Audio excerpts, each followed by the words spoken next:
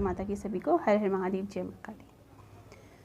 19 मार्च 2026 नवरात्रि शुरू होने वाले। तो यदि आप सप्तशती का पाठ करते हैं तो बहुत ही अच्छा है, लेकिन यदि आप सप्तशती का पाठ नहीं कर पाते हैं, आपको जानकारी नहीं है या फिर आपको समय नहीं मिल पाता है, तो सप्तशती से आप कोई भी स्तोत्र, आप चाहे कवच ले लीजिए, अर्गला ले लीजिए, कीलक ले लीजिए, कोई भी, या माँ भगवती की कोई स्तुति कर लीजिए, इसमें से आप एक पाठ उठा लीजिए, उसका 11,000 करने का आप संकल्प लीजिए।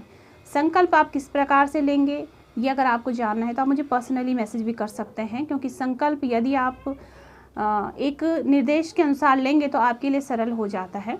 वरना आप अगर नहीं चाहते हैं ऐसा, आपको पता है आप कर सकते हैं, तो आप संकल्प ले लीजिए और एक पाठ आप उठा लीजिए। 11,000 पाठ इसके पूर्ण कर लीजिए 10 दिनों में, नवरात्रि के 10 दिनों में। माँ भगवती की इस आराधना से आपकी जो अंदर कुंडलिनी शक्ति सोई है वो जागृत होगी। और सबसे मुख्य होता है मूलाधार चक्र। यदि आपका मूलाधार चक्र सक्रिय नहीं है तो आपको आपकी जो आपका अध्यात्म हो या सांसारिक आपका जीवन हो, उसमें परेशानियां आती ही हैं। मूलाधार का अर्थ होता है मूल, यानी जड़।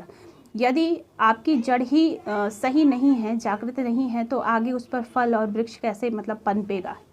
तो मूल आपका सही होना बहुत ज़रूरी होता है। और इन नवरात्रों में जिन्होंने कुछ भी नहीं किया है, इन नवरात्रों में शुरू कीजिए। नॉर्मल पूजा पाठ हम हमेशा से करते आए हैं, इस बार थोड़ा अपनी पूजा को अलग दिशा देने का प्रयास करिए।